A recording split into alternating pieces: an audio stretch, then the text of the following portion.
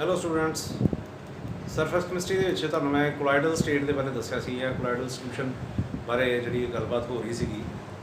ਇਹਦੇ ਵਿੱਚ ਕੋਲਾਇਡਸ ਦੇ ਬਾਰੇ ਇਹ ਪਤਾ ਲੱਗਾ ਸੀਗਾ ਕਿ ਇਹਦੇ ਦੋ ਪਾਰਟਸ ਹੁੰਦੇ ਨੇ। ਕੋਲਾਇਡਲ ਸੋਲ ਜਾਂ ਕੋਲਾਇਡਲ ਸੋਲੂਸ਼ਨ ਜਿਹੜਾ ਉਹ ਦੋ ਚੀਜ਼ਾਂ ਨੂੰ ਮਿਲ ਕੇ ਬਣਦਾ ਹੈ, ਇੱਕ ਡਿਸਪਰਸਡ ਫੇਜ਼ ਤੇ ਡਿਸਪਰਸ਼ਨ ਮੀਡੀਅਮ। ਮੈਂ ਇਹਦਾ ਕੰਪੈਰੀਜ਼ਨ ਕੀਤਾ ਸੀਗਾ ਸੋਲੂਸ਼ਨ ਦੇ ਨਾਲ। ਸੋਲੂਸ਼ਨ ਦੇ ਜਿਸ ਤਰ੍ਹਾਂ ਦੋ ਪਾਰਟਸ ਹੁੰਦੇ ਨੇ, ਦੈਟ ਇਜ਼ ਸੋਲਿਊਟ ਐਂਡ ਸੋਲਵੈਂਟ, ਬਿਲਕੁਲ ਉਸੇ ਤਰ੍ਹਾਂ ਹੀ ਇਹਦੇ 'ਚ ਡਿਸਪਰਸਡ ਫੇਜ਼ ਜਿਹੜਾ ਉਹ ਸੋਲਿਊਟ ਦਾ ਕੰਮ ਕਰਦਾ ਅਤੇ ਡਿਸਪਰਸ਼ਨ ਮੀਡੀਅਮ ਉਹ ਜਿਹੜਾ ਸੋਲੂਸ਼ਨ ਦੇ ਵਿੱਚ ਸੋਲਵੈਂਟ ਦਾ ਕੰਮ ਹੁੰਦਾ, ਉਹੀ ਇਹਦੇ 'ਚ ਜਿਹੜਾ ਉਹ ਸੋਲਵੈਂਟ ਦਾ ਕੰਮ ਹੁੰਦਾ, ਡਿਸਪਰਸ਼ਨ ਮੀਡੀਅਮ। ਫਿਰ ਕੁਛ ਟਾਈਪਸ ਜਿਹੜੀਆਂ ਨੇ ਉਹ ਡਿਸਕਸ ਕੀਤੀਆਂ ਸੀਗੀਆਂ ਕਿ ਕੋਲਾਇਡਸ ਜਿਹੜਾ ਉਹ ਤੁਹਾਨੂੰ ਪਤਾ ਲੱਗ ਜਾਵੇ ਕਿ ਕੋਲਾਇਡਸ ਕਿਸ ਤਰ੍ਹਾਂ ਦੇ ਹੁੰਦੇ ਨੇ ਜਾਂ ਉਹਨਾਂ ਦੀ ਐਗਜ਼ਿਸਟੈਂਸ ਕਿੱਥੇ ਕਿੱਥੇ ਹੈਗੀ। ਉਹਦੇ ਦੌਰਾਨ ਇਹ ਪਤਾ ਲੱਗਾ ਕਿ ਕੋਲਾਇਡ ਦਾ ਇੱਕ ਪਾਰਟੀਕੂਲਰ ਪਾਰਟੀਕਲ ਸਾਈਜ਼ ਹੈ ਜਿਹੜਾ ਕਿ ਕਿਸੇ ਟਾਈਮ ਦੇ ਉੱਤੇ ਵਿਜ਼ੀਬਲ ਹੋ ਵੀ ਸਕਦਾ ਹੈ, ਵਿਜ਼ੀਬਲ ਹੁੰਦਾ ਹੀ ਹੈ, ਵਿਜ਼ੀਬਿਲਿਟੀ ਤਾਂ ਇਹਦੀ ਹੈਗੀ ਹੈ। ਦੈਨ ਇਹਦੀ ਕਲਾਸੀਫਿਕੇਸ਼ਨ ਕਰਦੇ ਪਏ ਸੀਗੇ। ਕਲਾਸੀਫਿਕੇਸ਼ਨ ਦੇ ਵਿੱਚ ਤਿੰਨ ਤਰ੍ਹਾਂ ਦੀ ਕਲਾਸੀਫਿਕੇਸ਼ਨ ਮੈਂ ਤੁਹਾਨੂੰ ਉਦੋਂ ਨੋਟ ਕਰਵਾਈ ਸੀਗੀ।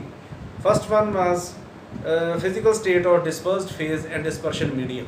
ਪਹਿਲੀ ਟਾਈਪ ਦੀ ਕਲਾਸੀਫਿਕੇਸ਼ਨ ਇਹ ਸੀਗੀ ਜਿਹਦੇ 'ਚ ਡਿਸਪਰਸਡ ਫੇਜ਼ ਅਤੇ ਡਿਸਪਰਸ਼ਨ ਮੀਡੀਅਮ ਦੇ ਬੇਸਡ ਅਪੋਨ ਕਲਾਸੀਫਾਈ ਕੀਤਾ ਸੀਗਾ ਅਤੇ ਵੇਰੀਅਸ ਟਾਈਪ ਦੇ ਕੋਲਾਇਡਲ ਸੋਲਸ ਜਿਹੜੇ ਨੇ ਉਹ ਡਿਸਕਸ ਕੀਤੇ ਸੀਗੇ, ਜਿਹਦੇ 'ਚ ਐਰੋਸੋਲ, ਇਮਲਸ਼ਨਸ, ਐਰੋਸੋਲ, ਜੈਲ, ਫਿਰ ਫਰੋਦ, ਇਹ ਸਾਰੀ ਜਿਹੜੀ ਡਿਸਕਸ਼ਨ ਹੋਈ ਸੀ। ਦੂਸਰੀ ਟਾਈਪ ਜਿਹੜੀ ਸੀਗੀ that was classification based on interaction between dispersed phase and dispersion medium. Dispersed phase ਅਤੇ ਡਿਸਪਰਸ਼ਨ ਮੀਡੀਅਮ ਦੇ ਵਿੱਚ ਕੀ ਇੰਟਰੈਕਸ਼ਨ, ਉਹਨਾਂ ਦੀ ਇੰਟਰੈਕਸ਼ਨ 'ਤੇ ਡਿਪੈਂਡ ਕਰਦੀ ਸੀਗੀ। ਕਲਾਸੀਫਿਕੇਸ਼ਨ ਦੇ ਦੋ ਟਾਈਪਸ ਜਿਹੜੀਆਂ ਨੇ ਤੁਸੀਂ ਕੀਤੀਆਂ ਸੀਗੀਆਂ, ਦੈਟ ਵਾਜ਼ ਲਾਇਓਫਿਲਿਕ ਕੋਲਾਇਡਸ ਅਤੇ ਲਾਇਓਫੋਬਿਕ ਕੋਲਾਇਡਸ। ਲਾਇਓਫਿਲਿਕ ਸੀਗੇ ਲਿਕੁਇਡ ਲਿਵਿੰਗ, ਜਿਹਨਾਂ 'ਚ ਹਾਈਡਰੋਕਸਾਈਡਸ ਜਿਹੜੇ ਨੇ ਉਹ ਆ ਗਏ ਸੀ, ਮੈਟੈਲਿਕ ਹਾਈਡਰੋਕਸਾਈਡ ਵਗੈਰਾ ਡਿਸਕਸ ਹੋ ਗਏ ਸੀ। ਜੈਲ ਟਾਈਪ ਜਾਂ ਗਮ ਟਾਈਪ ਜਿਹੜੇ ਨੇ ਉਹ ਕੋਲਾਇਡ ਜਿਹੜੇ ਡਿਸਕਸ ਹੋ ਗਏ ਸੀਗੇ। ਅਤੇ ਲਾਇਓਫੋਬਿਕ ਦੇ ਵਿੱਚ ਲਿਕੁਇਡ ਹੀਟਿੰਗ ਦੇ ਵਿੱਚ ਜਿਹੜੇ ਨੇ ਉਹ ਕੁਛ ਹਾਈਡਰੋਕਸਾਈਡ ਆਫ ਮੈਟੈਲਿਕ ਆਇਨਸ ਜਿਹੜੇ ਨੇ ਉਹ ਡਿਸਕਸ ਕੀਤੇ ਸੀਗੇ।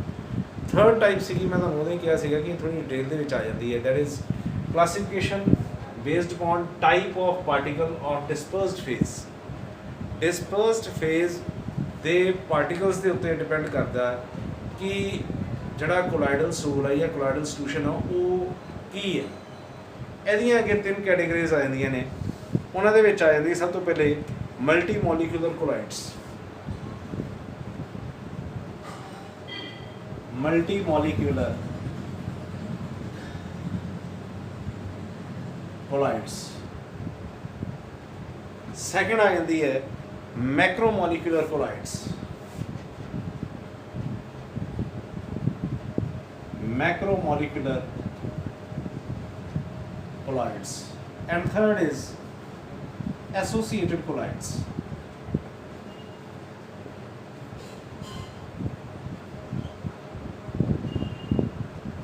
ਇਹਦੇ 'ਚ ਐਸੋਸੀਏਟਡ ਕੋਲਾਇਡਸ ਜਿਹੜੇ ਨੇ ਇਹ ਕਾਫੀ ਇੰਪੋਰਟੈਂਟ ਨੇ।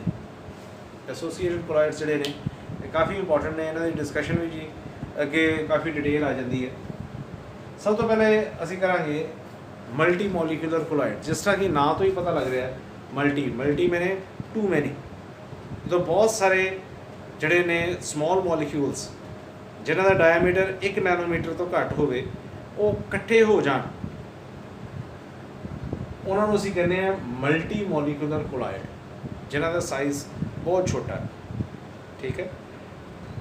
Second are macro molecular colloids. Macro ਜਿਸ ਤਰ੍ਹਾਂ ਨਾਂ ਤੋਂ ਹੀ ਪਤਾ ਲੱਗਦਾ ਪਿਆ, ਸਾਈਜ਼ ਦੇ ਵਿੱਚ ਬਹੁਤ ਵੱਡੇ ਹੁੰਦੇ ਨੇ। ਮੈਕਰੋ ਮੋਲੀਕੂਲਰ ਕੋਲਾਇਡਸ ਬੜੇ ਵੱਡੇ ਸਾਈਜ਼ ਜਿਹੜੇ ਇਹਨਾਂ ਜਦੋਂ ਪਾਰਟੀਕਲਸ ਆਪਸ 'ਚ ਮਿਲਦੇ ਨੇ ਉਹ ਮੈਕਰੋ ਮੋਲੀਕੂਲਰ ਕੋਲਾਇਡਸ ਬਣਾਉਂਦੇ ਨੇ।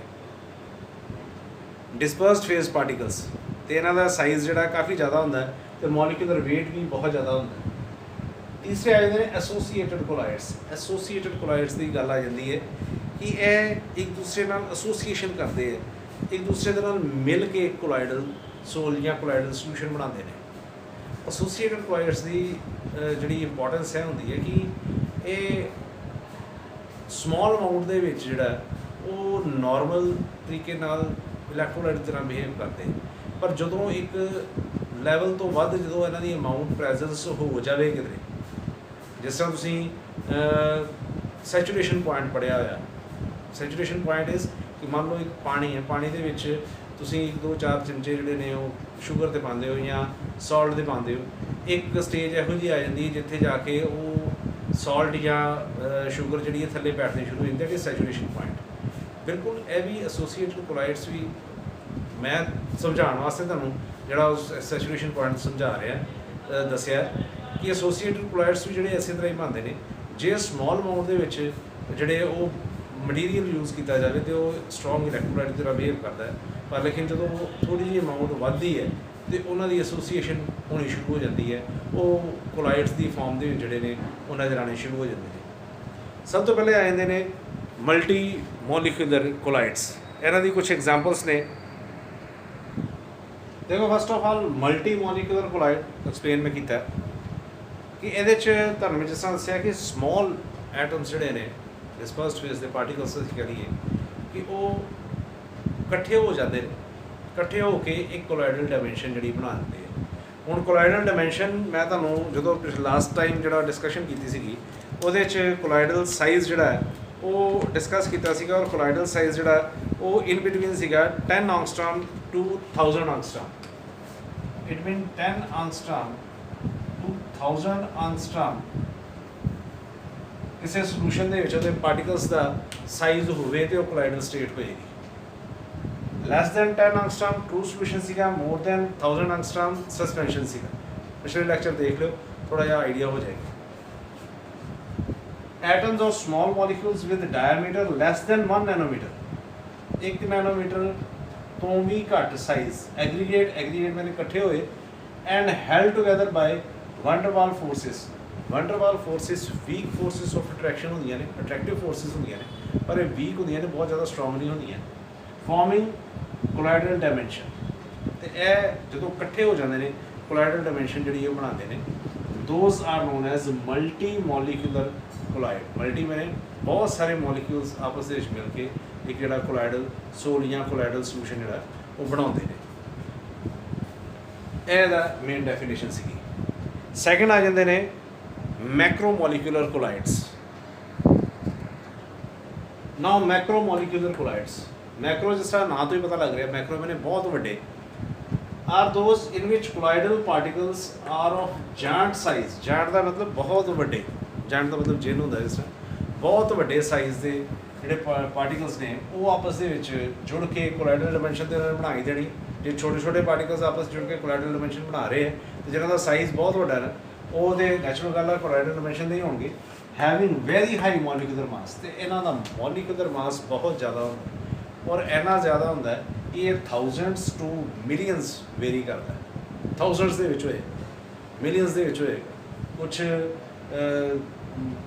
है भी ने जोड़े कि हज़ारों के ही जोड़े ने मॉलिक्यूलर मास जोड़े ने आते हैं। बड़िया एग्जाम्पल्स ने इन्हों starch example, rubber, natural rubber जी नेचर के पाई जाती है, जी प्लांट्स तो जी एक्सट्रैक्ट की जाती है, that is natural rubber. Cellulose यह भी बायो मॉलिक्यूल है।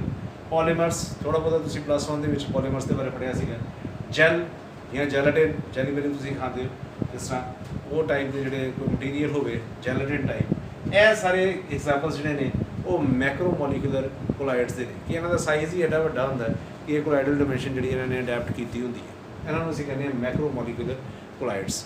थर्ड टाइप आ जाती है that is associated collides.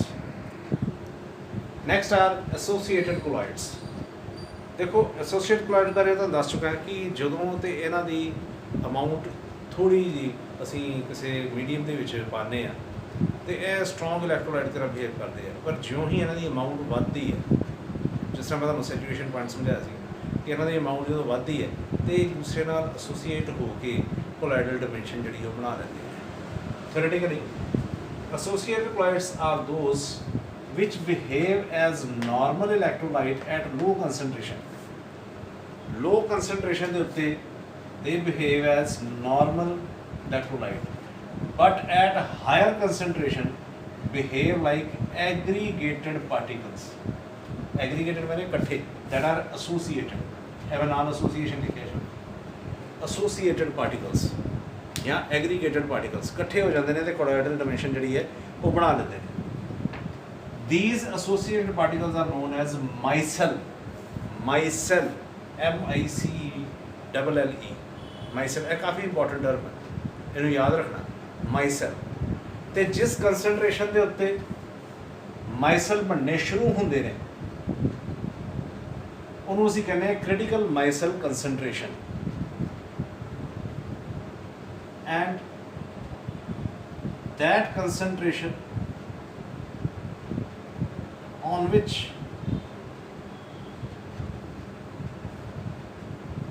micellization starts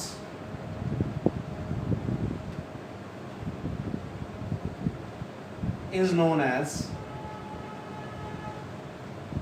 critical micelle concentration। देखो काफ़ी इंपॉर्टेंट टर्म सी, ਇਹਨੂੰ ਕ੍ਰਿਟੀਕਲ ਮਾਈਸਲ ਕੰਸਨਟ੍ਰੇਸ਼ਨ ਨੂੰ CMC ਦੇ ਨਾਂ ਨਾਲ ਜਾਣਿਆ ਜਾਂਦਾ ਹੈ। ਇਹ ਕੁਐਸਚਨ ਆਮ ਤੌਰ ਦੇ ਉੱਤੇ ਪੁੱਛ ਲਿਆ ਜਾਂਦਾ ਹੈ ਕਿ ਵਾਟ ਇਜ਼ CMC। ਕਈਆਂ ਕਿਤਾਬਾਂ ਨੇ ਕ੍ਰਿਟੀਕਲ ਮਾਈਸਲਾਈਜੇਸ਼ਨ ਕੰਸਨਟ੍ਰੇਸ਼ਨ ਲਿਖਿਆ, ਕਈਆਂ ਨੇ ਕ੍ਰਿਟੀਕਲ ਮਾਈਸਲ ਕੰਸਨਟ੍ਰੇਸ਼ਨ ਲਿਖਿਆ CMC। ਐਂਡ ਟੈਂਪਰੇਚਰ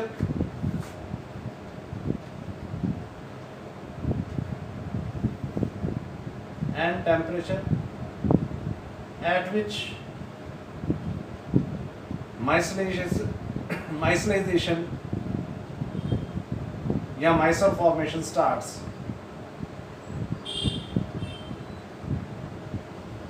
ਉਹਨੂੰ ਅਸੀਂ ਕਹਿੰਦੇ ਹਾਂ craft temperature, KRAFT, craft temperature, craft temperature, KRAFT, craft temperature. ठीक है, ਇਹਨੂੰ T ਦੇ ਪੈਰ 'ਚ K ਪਾ ਕੇ ਰਿਪਰੈਜ਼ੈਂਟ ਕੀਤਾ ਜਾਂਦਾ। ਹੁਣ ਇਹ ਕਾਫੀ ਇੰਪੋਰਟੈਂਟ ਡਿਸਕਸ਼ਨ ਹੈ ਕਿ ਜਿਸ ਕੰਸਨਟ੍ਰੇਸ਼ਨ ਦੇ ਉੱਤੇ ਮਾਈਸਲਾਈਜੇਸ਼ਨ ਜਾਂ ਮਾਈਸਲ ਫਾਰਮੇਸ਼ਨ ਸਟਾਰਟ ਹੋਈ, ਦੈਟ ਇਜ਼ ਕ੍ਰਿਟੀਕਲ ਮਾਈਸਲ ਕੰਸਨਟ੍ਰੇਸ਼ਨ CMC। ਤੇ ਜਿਸ ਟੈਂਪਰੇਚਰ ਦੇ ਉੱਤੇ ਮਾਈਸਲ ਫਾਰਮੇਸ਼ਨ ਸਟਾਰਟ ਹੁੰਦੀ ਹੈ ਉਹਨੂੰ ਅਸੀਂ ਬੋਲਦੇ ਹਾਂ ਕਰਾਫਟ ਟੈਂਪਰੇਚਰ। ਇਹ ਯਾਦ ਰੱਖਿਓ ਦੋਵੇਂ ਟਰਮਸ ਜਿਹੜੀਆਂ। These are associated colloids। ਫਿਰ ਕਿਹਾ ਇਹਦਾ ਮੈਕੈਨਿਜ਼ਮ ਕੀ ਹੈ ਮਾਈਸਲ ਫਾਰਮੇਸ਼ਨ ਦਾ, ਮੈਕੈਨਿਜ਼ਮ ਆਫ ਮਾਈਸਲ ਫਾਰਮੇਸ਼ਨ। ਦੇਖੋ ਮਾਈਸਲ ਫਾਰਮੇਸ਼ਨ ਦੇ ਵਿੱਚ ਅਸੀਂ ਆਮ ਤੌਰ ਤੇ ਐਗਜ਼ਾਮਪਲ ਜਿਹੜੀ ਹੈ ਉਹ ਯੂਜ਼ ਕਰਦੇ ਆ ਸਰਫੇਸ ਐਕਟਿਵ ਏਜੰਟ ਜਾਂ ਸੋਪਸ ਦਾ ਜਿਹੜਾ ਕਲੀਨਜ਼ਿੰਗ ਐਕਸ਼ਨ ਹੈ, ਉਹ ਵੀ ਇੱਕ ਤਰ੍ਹਾਂ ਦੀ ਮਾਈਸਲਾਈਜੇਸ਼ਨ ਹੀ ਹੈ। ਹੁਣ ਕੱਪੜਾ ਜਦੋਂ ਸਾਫ਼ ਕਰਦੇ ਆ ਉਹ ਅਸੀਂ ਉਹਦੇ ਉੱਤੇ ਡਿਟਰਜੈਂਟ ਜਾਂ ਸਾਬਣ ਅਪਲਾਈ ਕਰਦੇ ਹਾਂ। ਹੁਣ ਹੁੰਦਾ ਕੀ ਹੈ ਐਕਚੁਅਲ ਪ੍ਰੈਕਟਿਸ ਦੇ ਵਿੱਚ ਹੋ ਕੀ ਰਿਹਾ, ਕੱਪੜੇ ਦੇ ਉੱਤੇ ਜਿਹੜੀ ਮਿੱਟੀ ਲੱਗ ਜਾਂਦੀ ਹੈ ਉਹ ਡਰਟ ਜਿਹੜੀ ਹੈ ਨਾਲ ਚਮੜੀ ਹੁੰਦੀ ਹੈ। ਦੇਖੋ ਸਾਡੀ ਬਾਡੀ ਜਿਹੜੀ ਹੈ ਲਗਾਤਾਰ ਇੱਕ ਆਇਲ ਪ੍ਰੋਡਿਊਸ ਕਰਦੀ ਹੈ, that oil is known as sebum ਜਿਹੜਾ ਉਹ ਕੱਪੜੇ ਦੇ ਕਾਲਰਸ ਨੂੰ ਜਾਂ ਕਫ ਵਗੈਰਾ ਦੇ ਲੱਗ ਜਾਂਦਾ ਹੈ। ਆਇਲੀ ਪ੍ਰੋਡਕਟ ਹੈ, ਬਾਡੀ ਦੇ ਆਇਲ ਪ੍ਰੋਡਿਊਸ ਕਰਦੀ ਹੈ। ਅੱਜ ਕੱਲ੍ਹ ਗਰਮੀਆਂ ਨੇ ਤੁਹਾਨੂੰ ਸਾਰਿਆਂ ਨੂੰ ਪਤਾ ਆਇਲੀ ਸਾਡੇ ਪਸੀਨੇ ਦੇ ਵਿੱਚ ਇੱਕ ਟੱਚ ਜਿਹਾ ਆ ਜਾਂਦਾ ਹੈ, ਇੱਕ ਆਇਲੀ ਟੱਚ ਜਿਹਾ ਆ ਜਾਂਦਾ, ਦੈਟ ਇਜ਼ ਆਇਲ ਪ੍ਰੋਡਿਊਸ ਕਰਦੀ ਬਾਡੀ। ਸੀਬਮ ਮੋਮ ਦੀ ਤਰ੍ਹਾਂ ਹੁੰਦਾ, ਜਿਸ ਤਰ੍ਹਾਂ ਵੈਕਸ ਟਾਈਪ। ਉਹ ਕੱਪੜੇ ਦੇ ਜਿੱਥੇ ਵੀ ਲੱਗ ਜਾਂਦਾ ਹੈ ਉਹ ਇੱਕ ਲੇਅਰ ਆਪਣੀ ਬਣਾ ਲੈਂਦਾ ਹੈ ਅਤੇ ਜਦੋਂ ਡਰਟ ਉਹਦੇ ਉੱਤੇ ਪੈਂਦੀ ਹੈ ਉਹ ਜੰਮਣੀ ਸ਼ੁਰੂ ਹੋ ਜਾਂਦੀ ਹੈ। It mean dirt is a category of oil. ਹੁਣ ਜਦੋਂ ਤੁਸੀਂ ਡਿਟਰਜੈਂਟ ਅਪਲਾਈ ਕਰਦੇ ਹੋ ਜਾਂ ਸਾਬਣ ਅਪਲਾਈ ਕਰਦੇ ਹੋ ਅਤੇ ਇਹ ਮਾਈਸਲਾਈਜੇਸ਼ਨ ਹੀ ਹੁੰਦੀ ਹੈ ਕਿ ਜਿਹੜੇ ਉਹਦੇ ਇਲੈਕਟ੍ਰੋਲਾਈਟਸ ਨੇ ਉਹ ਜਦੋਂ ਤੇ ਥੋੜ੍ਹਾ ਪਾਓ ਤਾਂ ਕੁਛ ਵੀ ਨਹੀਂ ਹੁੰਦਾ, ਪਰ ਲੇਕਿਨ ਜਦੋਂ ਅਸੀਂ ਕਾਫੀ ਸਾਰਾ ਅਪਲਾਈ ਕਰ ਦਿੰਦੇ ਹਾਂ ਕੱਪੜੇ ਦੇ ਉੱਤੇ ਅਤੇ ਇਹ ਐਗਰੀਗੇਟਡ ਮਾਈਸਲਸ ਜਿਹੜੇ ਨੇ ਬਣਨੇ ਸ਼ੁਰੂ ਹੋ ਜਾਂਦੇ ਨੇ। ਔਰ ਇਹ ਮਾਈਸਲਸ ਜਿਹੜੇ ਨੇ ਉਹ ਡਰਟ ਦੇ ਜਿਹੜੇ ਪਾਰਟੀਕਲਸ ਹੁੰਦੇ ਨੇ, ਆਇਲ ਪਾਰਟੀਕਲਸ ਜਿਹੜੇ ਹੁੰਦੇ ਉਹਨਾਂ ਨੂੰ ਖਿੱਚ ਕੇ ਬਾਹਰ ਲੈ ਆਉਂਦੇ ਆ ਅਤੇ ਕੱਪੜਾ ਸਾਫ਼ ਹੋ ਜਾਂਦਾ। ਜਦੋਂ ਤੁਸੀਂ ਪਾਣੀ ਪਾਉਂਦੇ ਹੋ ਉਹ ਡਿਟਰਜੈਂਟ ਜਿਹੜਾ ਉਹ ਸਾਰੀ ਆਇਲ ਜਾਂ ਡਰਟ ਜਿਹੜੇ ਪਾਰਟੀਕਲਸ ਨੇ ਆਇਲੀ ਹੋ ਗਏ, ਉਹਨਾਂ ਦੀ ਕੈਟੇਗਰੀ ਆਇਲ ਹੋ ਗਈ, ਉਹ ਡਰਟ ਪਾਰਟੀਕਲਸ ਨੂੰ ਐਂਟਰੈਪ ਕਰ ਲੈਂਦੇ, ਐਸੋਸੀਏਟਡ ਕੋਲਾਇਡਸ ਬਣਾ ਲੈਂਦੇ ਨੇ। ਉਹ ਕੋਲਾਇਡਸ ਬਣਾ ਕੇ ਲੰਪਸ ਦੀ ਫਾਰਮ ਦੇ ਵਿੱਚ ਉਹ ਬਾਹਰ ਨਿਕਲ ਜਾਂਦੇ ਨੇ। ਠੀਕ ਹੈ, ਇਹ ਹੁਣ ਮੈਕੈਨਿਜ਼ਮ ਦੇ ਵਿੱਚ ਤੁਸੀਂ ਸਮਝੋਗੇ, ਇਹਨੂੰ ਅੱਛੀ ਤਰ੍ਹਾਂ ਨੋਟ ਕਰ ਲਓ।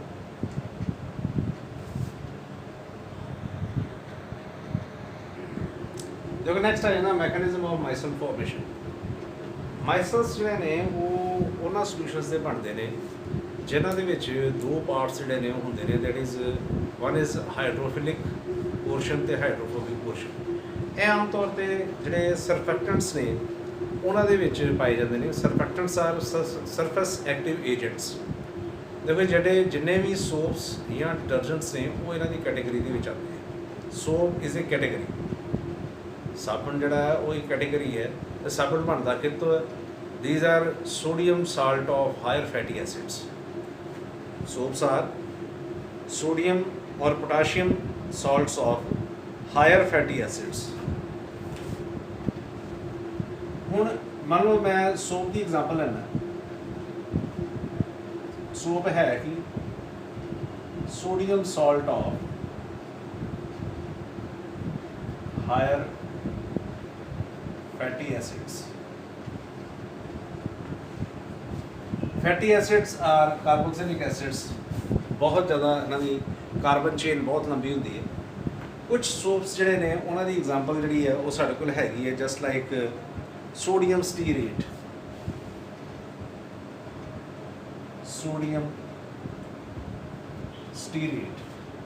और सोडियम साल्ट ऑफ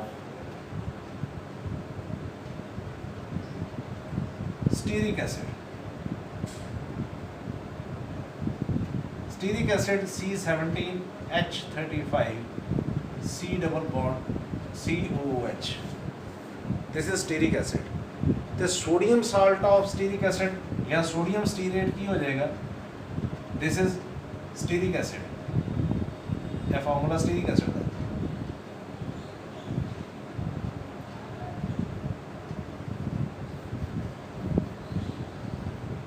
H की जगह Na लग जाए, मतलब कि C17H35 C double bond ONA, this is sodium stearate. हुण ਇਹਦੇ दो पार्ट्स बनते पे ने, एक ए वाला part, this one, A negative पासा पॉजिटिव पासा। इस पासे नूं असीं बोलते हैं polar part.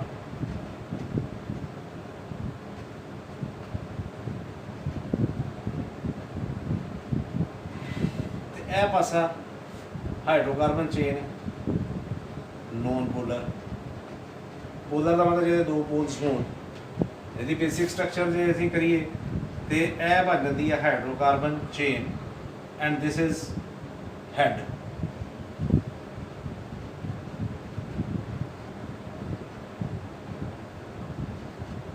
This head is polar part and this is tail. Tail is non polar part. यह हिस्सा जिहड़ा वो टेल है, यह हिस्सा जिहड़ा वो हैड। एक जिहड़ा सरफेस एक्टिव एजेंट है उसदे दो हिस्से होंदे ने, पोलर ते नॉन पोलर। एक माइसल बनने वास्ते यह कंडीशन का होना जरूरी है। ठीक है, जिहड़ा यह वाला हिस्सा है जिहड़ा पोलर पार्ट है, वो पोलर पासे वाल लाइक डिजॉल्व्स, लाइक जिस तरह गल होंदी है कि उन्हें पोलर पासे वाल ही जिहड़ा पॉइंट आउट करना है, नॉन पोलर ने जिहड़ा वो नॉन पोलर वाल ही पॉइंट आउट करना। यह मैं दोबारा थोड़ा जिहा डिमार्केशन कर देवां, नज़र घट आ ना होएगा। यह हिस्सा टेल वाला नॉन पोलर है, इन्ना हिस्सा जिहड़ा है वो हैड पार्ट है, दैट इज पोलर। हुण C17H35 पूरी जी longest carbon chain, long carbon chain, ये पोलर पार्ट। हुण मान लो इन्हें एक लिमिट तो वध असी पाना शुरू कर दिता पानी दे विच, या कह लो कि डिस्पर्शन मीडियम दे विच जिहड़ा असी इन्हां नूं, क्योंकि तुसीं पढ़ के आए हो पिछे कि माइसल फॉर्मेशन हुंदी कदों, ਜਦੋਂ ਸਮੋਲ ਅਮਾਊਂਟਸ ਦੇ ਵਿੱਚ ਐਸੋਸੀਏਸ਼ਨ ਨਹੀਂ ਹੁੰਦੀ, ਸਮੋਲ ਜਦੋਂ ਅਮਾਊਂਟ ਅਸੀਂ ਯੂਜ਼ ਕਰਦੇ ਹਾਂ ਉਸ ਵੇਲੇ ਜਿਹੜਾ ਸਟਰੋਂਗ ਇਲੈਕਟ੍ਰੋਲਾਈਟ ਦੀ ਤਰ੍ਹਾਂ ਬਿਹੇਵ ਕਰਦਾ, ਪਰ ਲੇਕਿਨ ਜਦੋਂ ਇਹਨਾਂ ਦੀ ਲਾਰਜ ਅਮਾਊਂਟ ਅਸੀਂ ਯੂਜ਼ ਕਰਦੇ ਹਾਂ ਤੇ ਉਹ ਐਸੋਸੀਏਸ਼ਨ ਸਟਾਰਟ ਕਰ ਦਿੰਦੇ ਆ। ਹੁਣ ਇਹ ਐਸੋਸੀਏਸ਼ਨ ਕਿਸ ਤਰ੍ਹਾਂ ਸਟਾਰਟ ਹੁੰਦੀ ਹੈ? ਹੁਣ ਮੰਨ ਲਓ ਇਹਦਾ ਇੱਕ ਸੋਪ ਬਣਿਆ ਜਾਂ ਸੋਪ ਜਾਂ ਡਿਟਰਜੈਂਟ ਦੀ ਫਾਰਮ ਹੈ, ਉਹਦੇ ਵੀ ਇਸੇ ਤਰ੍ਹਾਂ ਪੋਲਰ ਤੇ ਨॉन ਪੋਲਰ। ਸੋਪ ਦੀ ਇੱਕ ਐਗਜ਼ਾਮਪਲ ਆ ਜਾਂਦੀ ਹੈ sodium lauryl sulphate, that is C12H C12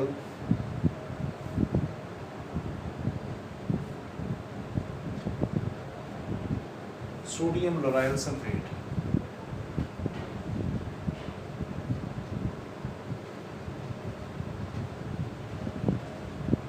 ਇਹਦਾ ਫਾਰਮੂਲਾ ਹੈ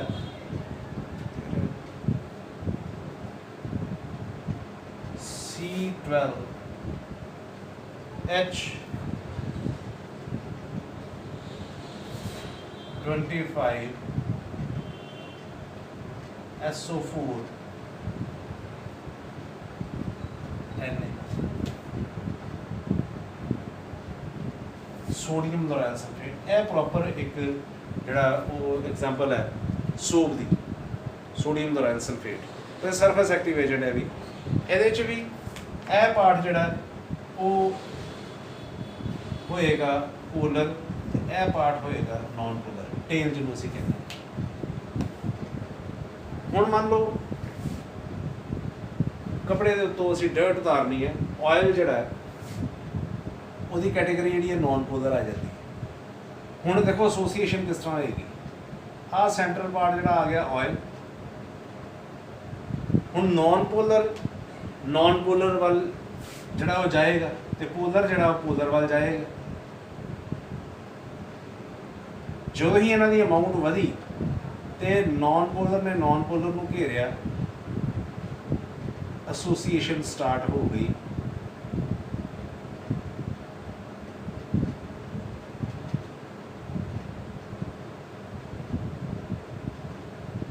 head pointing toward polar part and tail is pointing toward non-polar part। ਇਸ ਤਰੀਕੇ ਨਾਲ ਇਹਨਾਂ ਨੇ ਐਸੋਸੀਏਸ਼ਨ ਕਰਕੇ ਇੱਕ ਐਸੋਸੀਏਟਡ ਕੋਲਾਇਡ ਜਿਹੜਾ ਹੈ ਕੋਲਾਇਡਲ ਡਾਇਮੈਂਸ਼ਨ ਦਾ ਬਣਾਉਣਾ ਸ਼ੁਰੂ ਕਰ ਦਿੱਤਾ। ਸਮਾਲ ਅਮਾਊਂਟਸ ਦੇ ਵਿੱਚ ਇਹ ਸਟਰੋਂਗ ਇਲੈਕਟ੍ਰੋਲਾਈਟ ਦੀ ਤਰ੍ਹਾਂ ਹੀ ਬਿਹੇਵ ਕਰ ਰਿਹਾ ਸੀਗਾ, ਪਰ ਲੇਕਿਨ ਜਿਉਂ ਹੀ ਅਮਾਊਂਟ ਵਧੀ ਇਹਨਾਂ ਦੀ ਐਸੋਸੀਏਸ਼ਨ ਸਟਾਰਟ ਹੋ ਗਈ। ਨॉन ਪੋਲਰ ਪਾਰਟ ਦੇ ਨॉन ਪੋਲਰ ਪਾਰਟ ਨੂੰ ਘੇਰ ਲਿਆ ਤੇ ਇਹਨੂੰ ਉਤਾਰਨਾ ਸ਼ੁਰੂ ਕਰ ਦਿੱਤਾ ਤੇ ਇਕੱਠੇ ਹੋਣੇ ਸ਼ੁਰੂ ਹੋ ਗਏ। ਇਸ ਤਰ੍ਹਾਂ ਲੰਪਸ ਜਿਹੜੇ ਲੰਪਸ ਦੀ ਫਾਰਮ ਦੇ ਵਿੱਚ ਇਹ ਇਕੱਠੇ ਹੋਣੇ ਸ਼ੁਰੂ ਹੋ ਗਏ। ਪੋਲਰ ਪਾਰਟ ਜਿਹੜਾ that is pointing toward water and non polar part is pointing toward oil. ਔਰ ਡਰਟ ਦੀ ਅਸੀਂ ਕੈਟੇਗਰੀ ਤੁਹਾਨੂੰ ਮੈਂ ਦੱਸ ਚੁੱਕਾ ਕਿ ਡਰਟ ਨੂੰ ਅਸੀਂ ਆਇਲ ਦੀ ਕੈਟੇਗਰੀ 'ਚ ਜਿਹੜੀ ਉਹ ਦਿੰਦੇ ਹਾਂ। ਠੀਕ ਹੈ, ਇਹ ਇੱਕ ਮਾਈਸਲਸ ਜਿਹੜਾ ਉਹ ਬਣਨਾ ਸ਼ੁਰੂ ਹੋ ਗਿਆ। This is a micelle. ਤੇ ਜਿਸ ਕੰਸਨਟ੍ਰੇਸ਼ਨ ਦੇ ਉੱਤੇ ਮਾਈਸਲ ਬਣਨਾ ਸਟਾਰਟ ਹੋ ਜਾਂਦਾ ਹੈ ਉਹਨੂੰ ਅਸੀਂ ਕਹਿੰਦੇ ਆ ਕ੍ਰਿਟੀਕਲ ਮਾਈਸਲ ਕੰਸਨਟ੍ਰੇਸ਼ਨ। ਫਿਰ ਤੋਂ ਹੀ ਕੋਈ ਮੈਕੈਨਿਜ਼ਮ ਦੇਖ ਲਓ ਕਿ ਮੈਕੈਨਿਜ਼ਮ ਦੇ ਵਿੱਚ ਕੰਡੀਸ਼ਨ ਹੈ ਕਿ ਮਾਈਸਲ ਉਹਨਾਂ ਚੀਜ਼ਾਂ ਦੇ ਬਣਦੇ ਨੇ ਜਿਨ੍ਹਾਂ ਦੇ ਵਿੱਚ ਇੱਕ ਜਿਹੜਾ ਉਹ ਹਾਈਡਰੋਫੋਬਿਕ ਪਾਰਟ ਹੋਵੇ ਤੇ ਇੱਕ ਜਿਹੜਾ ਹਾਈਡਰੋਫਿਲਿਕ ਪਾਰਟ ਹੋਵੇ। ਮੈਂ ਥੋੜ੍ਹਾ ਜਿਹਾ ਇੱਥੇ ਮੈਂਸ਼ਨ ਕਰ ਦੇਵਾਂ ਕਿ ਇਹਦੇ 'ਚ polar part is hydrophilic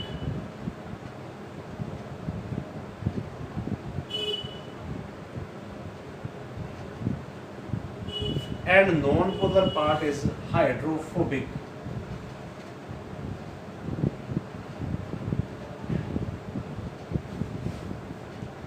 Hydrophilic means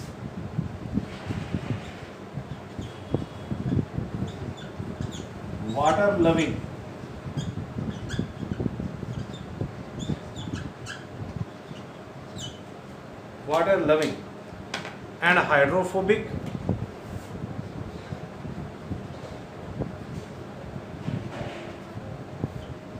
water hating।